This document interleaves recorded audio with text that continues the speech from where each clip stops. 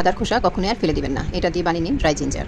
এটা আপনার হজম শক্তি বৃদ্ধি করবে। যাদের বমি ভাব, খাওয়ার অরুচি অথবা যারা জার্নি করে তাদের গাড়িতে বমি লাগে বা অথবা যারা গর্ভবতী আছে তাদের মুখে স্বাদ থাকে না, তারা অবশ্যই এটা বানিয়ে নিতে পারেন। তাহলে কিন্তু আপনার হজম শক্তি বৃদ্ধি পাবে এবং বমি ভাবটাও দূর হয়ে যাবে।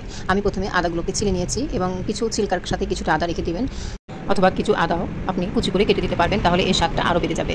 তো এটাকে আমি ভালো করে ধুয়ে পরিষ্কার করে নেব, যেহেতু এটা মাটিতে হয়।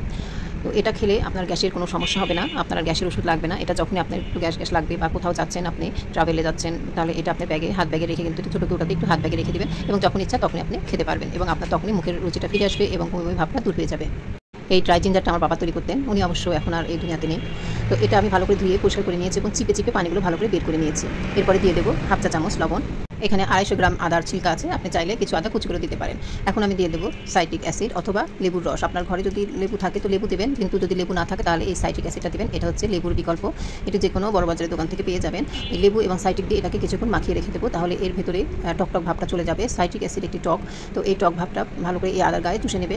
এরপরে দিয়ে দেবো হাফ চা চামচ বিট লবণ, হাফ চা চামচ গোলমরিচ এবং দিয়ে দেবো হাফ চা চামচ জিরার গুঁড়া। এটা স্বাদটি আপনি অবশ্যই দেখে নেবেন। কেউ কিছুটা লবণ বেশি খেতে পারে, কেউ কিছুটা টক খেতে পারে, কেউ কিছুটা ঝাল খেতে পারে, সেই জন্য আপনারা ভালো করে চেখে নিতে পারেন। এই ড্রাই জিঞ্জারটি স্বাস্থ্যের জন্য খুবই উপকারী, কারণ এতে জিরা আছে, গোলমরিচ আছে, আদা আছে, এই সবগুলোই কিন্তু পেটের জন্য খুবই ভালো। বিশেষ করে প্রেগনেন্সি অবস্থায় প্রথম 2-3 মাস মায়েরা কোনো কিছুই খেতে পারে না, শুধুমাত্র এই বমি ভাবের জন্য।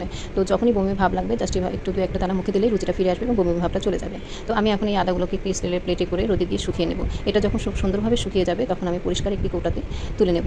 এরপর থেকে যখনই বমি ভাব, মুখে অরুচি থাকবে বা গ্যাসের কোনো সমস্যা হবে, 2-3টা দানা মুখের ভিতর নিয়ে নিলে আপনার রুচিটা ফিরে আসবে এবং গ্যাসের সমস্যাটা অনেকটাই কমে যাবে। তো